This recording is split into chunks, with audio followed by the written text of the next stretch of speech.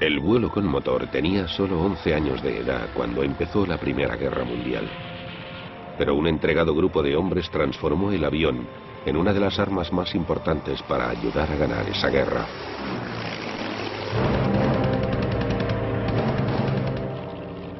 Algunos de los pilotos que volaron esas máquinas increíbles son recordados como héroes glamurosos. El mayor as de Alemania fue el aristócrata Manfred von Richthofen, el Barón Rojo. En cambio, los mejores pilotos británicos fueron dos héroes de clase baja poco conocidos, Edward Manock y James McCudden. Les llamaban caballeros del aire, pero más allá del mito había una realidad brutal. No tenía nada de romántico. La mejor manera de matar a alguien era meterle una bala en la parte trasera de la cabeza antes de que supiera que te acercabas.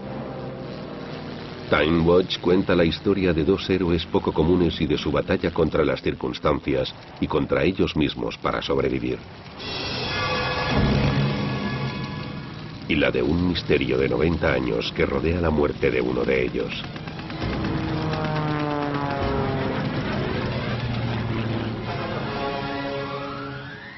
Los pilotos de la Primera Guerra Mundial.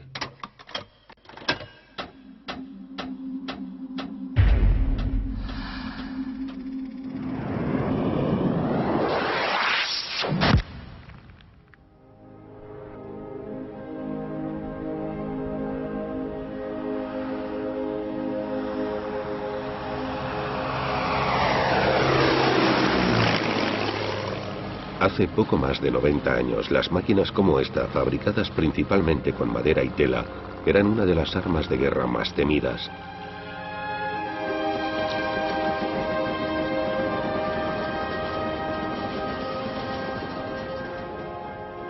Actualmente, apenas un puñado de estos históricos aviones sigue volando. La mayor parte de ellos forman parte de la colección Shuttleworth, que se guarda en el aeródromo Old Wardon de Bedfordshire. La colección es un punto de encuentro único con los primeros tiempos del vuelo con motor.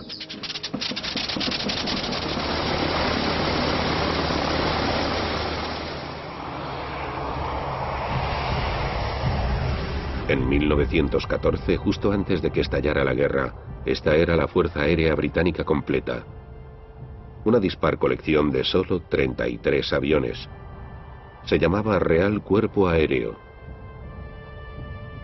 Los encargados de los aviones de esa época eran una nueva clase de soldados, los mecánicos aéreos. Entre ellos se encontraba James o Jimmy McCudden, de 18 años de edad. Durante el transcurso de la Primera Guerra Mundial, Jimmy McCudden se apartaría de sus humildes orígenes para convertirse en uno de los pilotos de guerra más distinguidos y condecorados.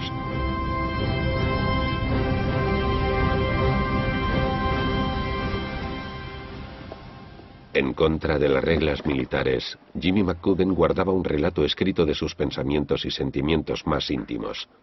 Es también un relato único sobre la historia de la aviación durante la Primera Guerra Mundial, y es aquí, en el Museo de la RAF de Londres, donde se guardan los escritos de McCudden.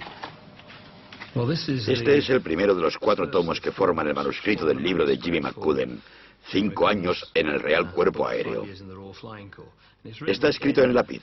Es un libro de ejercicios del ejército, igual que los otros 3 volúmenes. Páginas enrayadas escritas por él en lápiz con su pulcra letra. Y empezó a escribir. En una hermosa mañana de finales de abril de 1913, me hallaba muy contento con la vida en general. Jimmy McCudden provenía de una familia militar de clase baja. Como se diría hoy, había nacido en los barracones. Fue uno de los 6 hijos de un oficial de bajo rango. Educado hasta los 14 años en la escuela militar, se convirtió en el corneta de los ingenieros reales, pero pronto siguió a su hermano mayor, Bill, y se alistó en el recién formado Real Cuerpo Aéreo. Bill vivió el principio de la aviación en este país. Fue un auténtico pionero.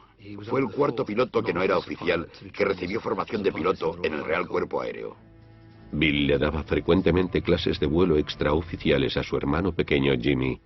Era su hermano mayor, pilotaba, hacía lo que Jimmy quería hacer. Así que no es de extrañar que fuera una motivación que le hiciera seguir hasta acabar pilotando él mismo. Los archivos del Museo de la Real Fuerza Aérea de Londres también contienen una buena cantidad de cartas y documentos de la familia McCudden. La historiadora de aviación Alexandra Churchill ha descubierto uno que preveía una guerra gloriosa para el joven Jimmy. Es una carta extraordinaria del hermano mayor de James, Bill. La escribió el día antes de que se declarara la guerra. Y aquí detrás es casi profética. Dice, veo a Jim volviendo con la Cruz de Victoria o algo así. Y aquí abajo dice también, puedes apostarte las botas a que el clan McCudden estará allí donde haya algo que hacer. La carta de Bill tendría razón en ambos puntos. Al día siguiente se declaró la guerra, y el clan McCudden, Bill y Jimmy, fueron destinados a Francia. Pero antes de marcharse de Inglaterra, Jimmy fue testigo del primer accidente aéreo mortal de la Primera Guerra Mundial, cuando su amigo y compañero, el mecánico aéreo Kate Barlow, murió en un accidente de vuelo. Oímos cómo se paraban los motores. Y después el terrible choque que cuando se oye no se olvida nunca. Corrí unos 800 metros y encontré la máquina en un pequeño bosque de abetos. Salté la valla y aparté los escombros de los ocupantes. Ambos estaban muertos.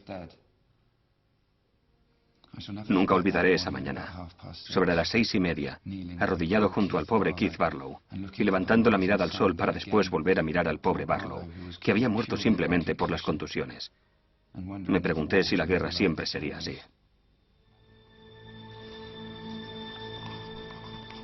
Pilotar esos primeros aviones era una profesión increíblemente peligrosa. De los 14.000 pilotos británicos muertos durante la Primera Guerra Mundial, más de 8.000 murieron durante el entrenamiento. Pero a Jimmy McCudden no le acobardó su primer encuentro con la muerte.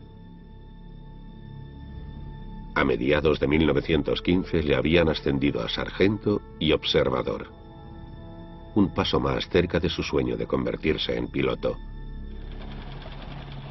Jimmy voló como observador en aviones como este. Endebles máquinas de 2 asientos que no estaban preparadas para luchar. De hecho, durante los primeros días de la guerra estaban completamente desarmados. La Marina y el Ejército veían el papel de la aviación al principio de la Primera Guerra Mundial como esencialmente de reconocimiento. Utilizando cámaras normales de placa de vidrio, los observadores se inclinaban a un lado del avión para sacar fotos del campo de batalla que tenían debajo. Estaban allí para observar. Estaban allí para observar al enemigo y localizarlo. Y la segunda parte de su trabajo era dirigir el fuego de artillería para destruir ese objetivo.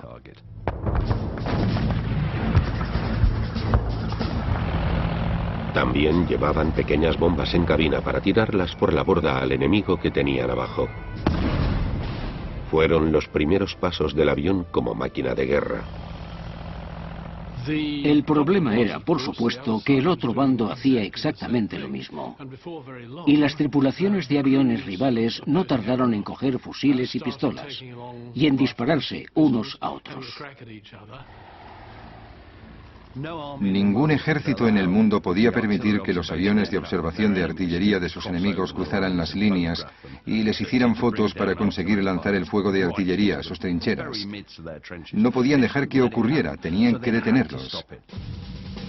Rápidamente se hizo evidente que los aviones necesitaban más que pistolas y fusiles para librar esta nueva batalla aérea. Guy Black restaura aviones antiguos. También tiene una extensa colección de armas aéreas de la Primera Guerra Mundial. Es igual que en la foto. La solución más fácil era adaptar un arma que ya se utilizara. La ametralladora Lewis era el artículo estándar para las tropas de tierra durante la Primera Guerra Mundial. Solo necesitaba algunos retoques para el Real Cuerpo Aéreo. Para adaptarlas al uso aéreo, les quitaron la base de madera y la cambiaron por una empuñadura que reducía significativamente su longitud. Al principio empezaron con un cartucho estándar de 47 balas, pero eso solo les daba 10 segundos de uso. Así que pronto lo doblaron a 97 balas. Eso eran 20 segundos. No parece mucho, pero se disparaba en ráfagas de 1 o 2 segundos, ráfagas bien dirigidas. Como todos los observadores, el joven Jimmy McCudden era responsable del funcionamiento de la ametralladora. Pero para el observador era difícil disparar al avión enemigo sin correr el riesgo de alcanzar a su propio avión. La manera más fácil de fijar una ametralladora es que apunte hacia adelante, porque puedes apuntar simplemente apuntando el avión. Pero en la mayoría de los aviones, los motores estaban delante y también la hélice, así que no se podía hacer porque la ametralladora alcanzaba la hélice.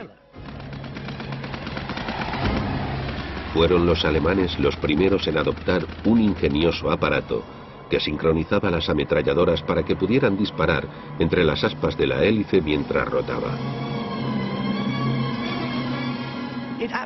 Revolucionó totalmente la lucha aérea y convirtió los aviones en auténticas máquinas de guerra.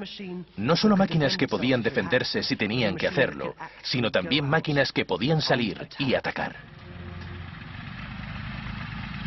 Los alemanes fueron muy rápidos en aprovechar su ventaja tecnológica, destrozando los aviones de observación aliados. Los pilotos alemanes se convirtieron en guerreros aéreos. El primero en tener una cierta importancia en 1915 fue Max Himmelmann, que desarrolló unas tácticas que daban ventaja en el combate aéreo.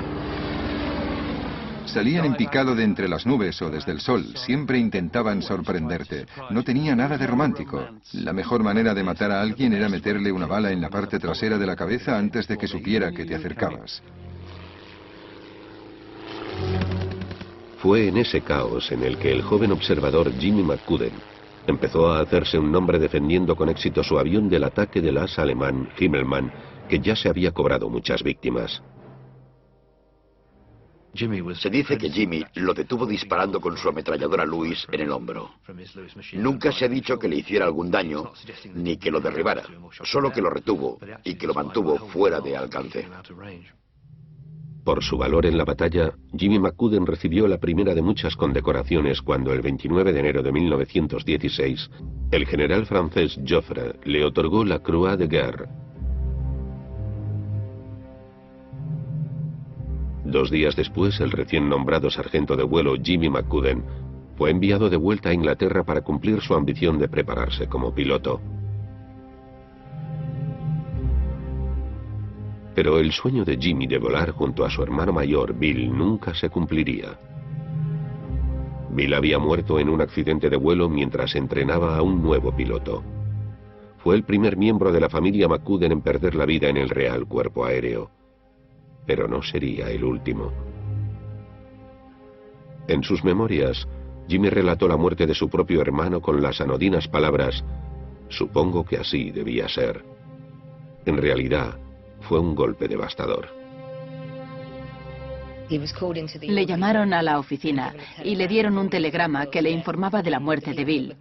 Y la gente dijo que no pareció asimilarlo. Se marchó con el telegrama. Salió tambaleándose de la oficina y uno de los pilotos le encontró sollozando desconsoladamente entre 2 hangares. Fuese cual fuese el impacto emocional de la muerte de su hermano, no detuvo el rápido progreso de Jimmy. Le nombraron piloto en abril de 1916 y en cuestión de meses estaba en Francia pilotando aviones DH-2 de una sola plaza. Consiguió su primer derribo a principios de septiembre y en octubre recibió la segunda de sus condecoraciones a la valentía, la Medalla Militar.